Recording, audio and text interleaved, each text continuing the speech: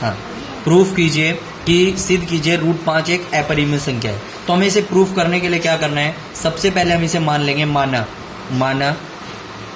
हम इसको गलत मानते हैं, माना रूट 5 एक परिमेय संख्या है। हम इसको क्या मान लेते हैं, परिमेय संख्या मान लेते हैं, परिमेय संख्या है।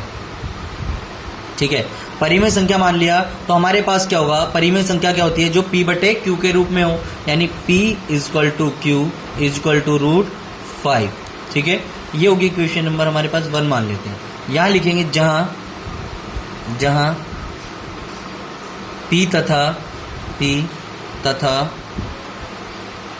q कोई पूर्णांक है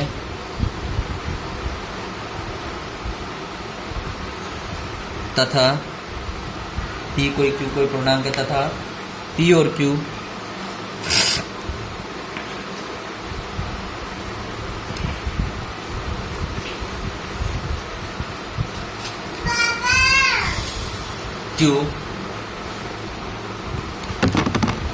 जहां p तथा q कोई पूर्णांक है तथा p और q सह अभाज्य गुणनखंड है, सह अभाज्य गुणनखंड।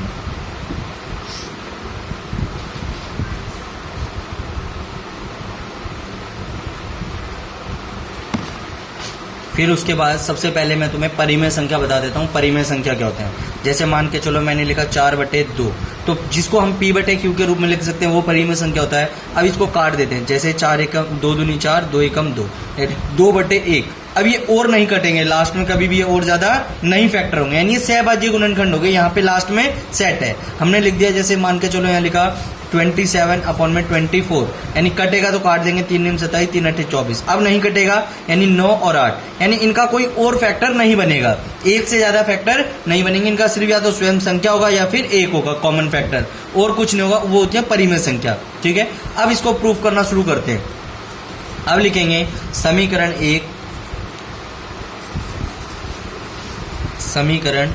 1 में दोनों तरफ वर्ग करने पर, दोनों तरफ वर्ग करने पर जब हम बोथ साइड स्क्वायर करेंगे इसमें, तो बोथ साइड स्क्वायर करने पे क्या होगा, हमारे पास क्या मिलता है, देखो p² अपॉन में q², ठीक है, इज इक्वल टू रूट 5 का स्क्वायर। ठीक है, तो p² बटे q², p² बटे में q² इक्वल टू गया, स्क्वायर से रूट कट जाएगा, यानी 5। ठीक है, यानी ये हो जाएगा मेरे पास, q² को इधर ले जाते हैं और 5 को इधर ले आते हैं, यानी ये हो जाएगा q² equal to p² upon में 5। ठीक है,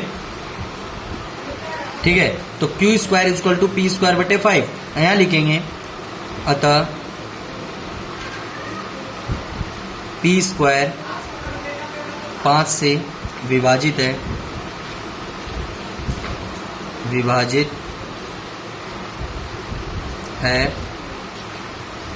तो p भी 5 से विभाजित होगा, विभाजित हो। ठीक है, इतनी बात आ गई समझ में। अब उसके बाद क्या करना है हमें इस क्वेश्चन में अब करना है, अब लिखते हैं माना p बराबर 5m, p बराबर मैंने क्या मान लिया, 5m मान लिया। अब 5m माना तो इस p की वैल्यू हम यहाँ पुट कर देते हैं, क्वेश्चन नंबर 2 में पुट कर देते हैं। तो हमें इसमें लिखना है फिर, अतः q² 5 से विभाजित है, तो q भी क्या होगा, 5 से विभाजित होगा। फिर उसमें क्या कर सकते हैं हम, दोबारा से देखो, अब हमारे पास हमने बोला था कि जो परिमेय संख्या होती हैं, मान के चलो कोई भी परिमेय संख्या है, उनका कभी भी एक कॉमन फैक्टर नहीं होता है, लेकिन यहाँ दोनों में कम से कम एक कॉमन फैक्टर जरूर आ रहा है। तो जरूर आ रहा है तो मतलब जैसे कि हमारे पास ये लिखो, हमने लिखा एक संख्या है 24, वो 4 से भाग है, और एक संख्या है 36, वो भी 4 से भाग है। तो ये दोनों में क्या है, एक कॉमन फैक्टर 2 तो जरूर आ रहा है। ठीक है, तो ये कौन सी संख्या हो गई, परिमेय संख्या हो गई।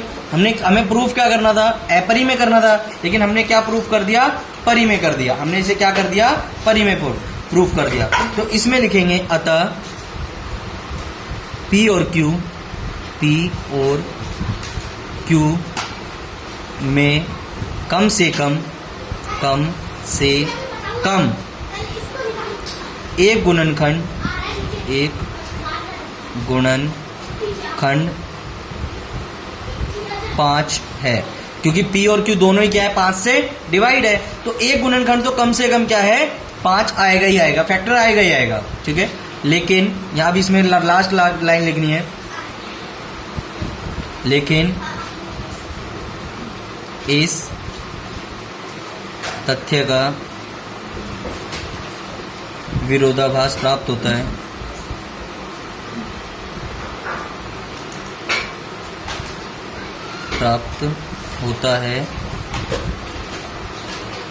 है कि P तथा Q में एक के अतिरिक्त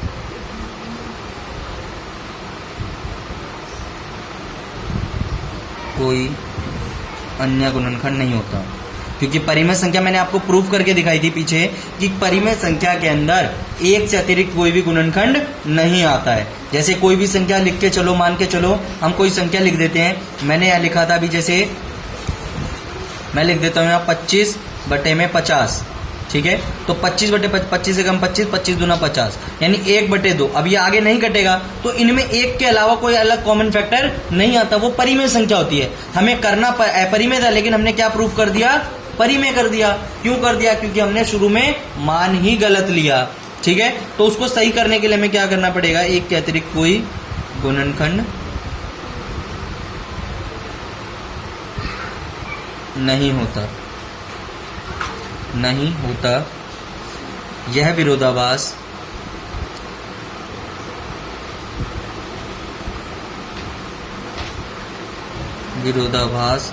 हमें इस कारण प्राप्त हुआ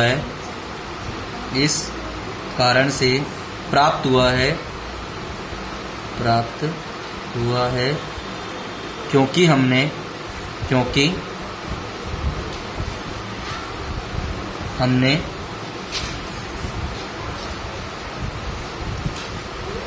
त्रुटिपूर्ण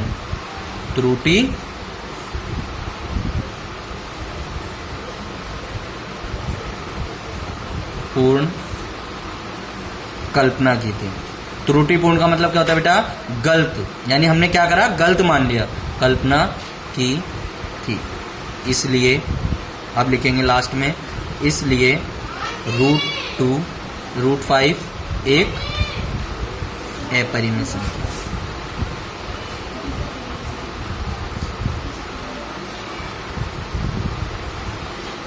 यानी हमें प्रूफ करना था अपरिमेय, और हमने उसे क्या प्रूफ कर दिया, परिमेय कर दिया। क्यों कर दिया, क्योंकि हमने माना ही गलत था। अब जब हमने मान गलत लिया, हम माने चल रहे हैं, गलत माने चल रहे हैं, तो हम उनको गलत प्रूफ कर दिया, और जब गलत प्रूफ हो गया तो हमारी गलती पकड़ी गई, और जब हमारी गलती पकड़ी गई तो हमने कहा कि इसलिए ये एक अपरिमेय है भाई। हमने गलत मान के गलत प्रूफ कर दिया ना, तो हमने उसको सही बोल दिया कि सही है अभी।